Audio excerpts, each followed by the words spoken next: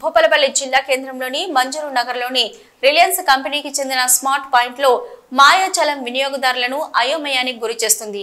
వినియోగదారులు కొనుగోలు చేసిన నిత్యావసర సరుకులతో పాటు కొనుగోలు చేయని సరుకుల బిల్లు కూడా అదనంగా పడుతుండడంతో కస్టమర్స్ ఆశ్చర్యం వ్యక్తం చేస్తున్నారు.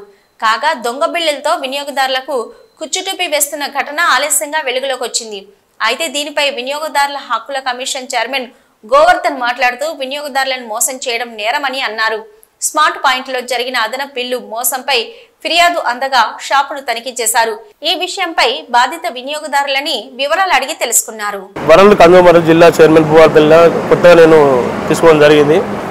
ఈ సంబంధించిన కంప్లైంట్ ఇంతవరకు మనకు ఏది రాలేదు. ఫస్ట్ కంప్లైంట్ ఈ వినియోగ చట్టం కింద మనకు సూపర్ మార్కెట్లు కానీ నిత్యావసర వస్తువులు ఏది ఉన్నా కూడా మనకు ఇచ్చేది ఒకటి, బిల్ ఇచ్చేది ఒకటి, మళ్ళీ వస్తువులు ఒకటి ఇస్తున్నారు. దీనిపైన మన కంప్లైంట్ వచ్చింది. దాని పేరు ఏమన్నాను సుధాకర్ అనే కస్టమర్ కంప్లైంట్ ఇచ్చిండు.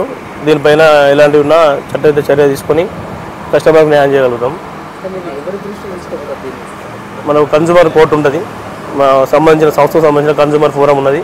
ఆ ఫోరంలో కస్టమర్తో కంప్లైంట్ నాకు ఇచ్చింది కాబట్టి నేను చర్య తీసుకొని కస్టమర్కు న్యాయం చేస్తాం. మేము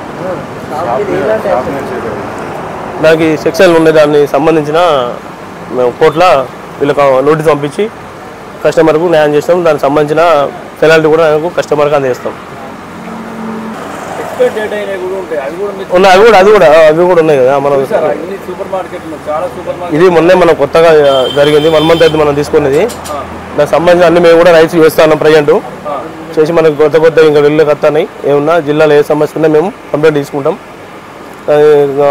వీటి షాప్లో కానీ ఏదైనా ప్రతిదీ భూపాలపల్లి జరిగే ప్రతి అన్యాయాలు మేము చర్య తీసుకొని కస్టమర్లకు న్యాయం చేస్తాం. నా పేరు తడక సుధాకర్.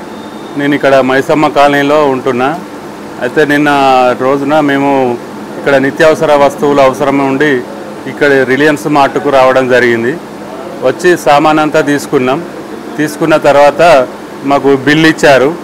బిల్లు మొత్తం పేమెంట్ చేసి సామాన్ తీసుకొని ఇంటికి వెళ్ళినాం. ఇంటికి వెళ్ళిన తర్వాత ఏం జరిగిందంటే మేము ఇంటికి వెళ్ళిన తర్వాత సామానును ఈ బిల్లు ఒకసారి చెక్ చేద్దామని చెప్పి చెక్ చేసినాం. చెక్ చేయడంలో మాకు ఏం తెలియదంటే ఇక్కడ 1285 రూపాయలు ఈ బిల్లు అదనంగా వేసిండ్రు. ఈ బిల్లు విషయం అరే ఇది అదనంగా ఎలా వచ్చింది, మేము బిల్లు మొత్తం కట్టినాం కదా మరి అని చెక్ చేసుకోకుండా ఇంటికి వెళ్ళి చూసిన తర్వాత ఇది బయటపడింది. ఈ విషయం మీద మేము నిన్న వచ్చి అడిగితే మిస్టేక్ జరిగింది అని చెప్పి సింపుల్గా చెప్తున్నారు. ఈ 1285 అనేది రైస్ బ్యాగ్ తీసుకున్నట్టు బిల్లు పడింది. ఆ రైస్ బ్యాగ్ అనేది మేము అడగలేదు, మేము చెప్పలేదు. ఆ కంప్యూటర్ అక్కడ బిల్లు కొట్టిన అతన్ని అడిగితే ఈ బియ్యం బిల్లు మీరు తీసుకోలేదు, నేను కూడా కొట్టలేదు, కానీ అది ఎట్లా వచ్చిందో నాకు అర్థమవుతలేదు అని చెప్పి మాట్లాడిండు.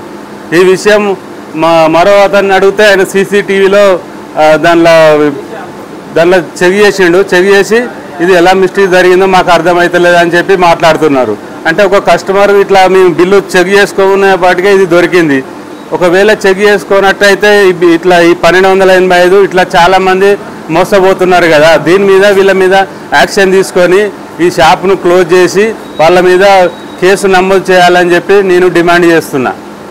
Thank you.